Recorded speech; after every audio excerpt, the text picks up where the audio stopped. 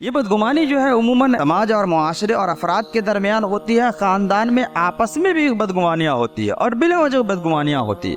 अगर बीवी ने अपने शौहर को किसी वजह से आवाज़ दी और वो अपनी माँ के पास बैठा हुआ था तो फ़ौरन माँ के दिल में ये ख्याल पैदा होने लगता है कि ज़रूर ये कुछ हमारे बारे में कहेगी। अगर माँ ने आवाज़ दी और बीवी के पास बैठा हुआ था तो बीवी को ये ख्यालात आने लगते हैं कि हमारे बारे में ये कुछ बताएगी।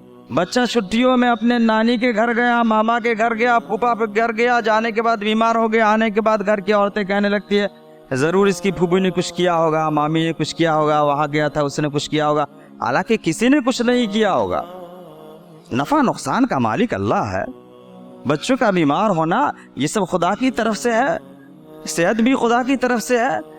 अगर इत्तेफाकन कहीं जाने की वजह से अगर वो बीमार हो गया, औरतों के जहन में ये बात आती है कि ज़रूर इसकी फूफी ने, मामी ने या किसी और ने कुछ कराया होगा, हालांकि ऐसा कुछ नहीं होता।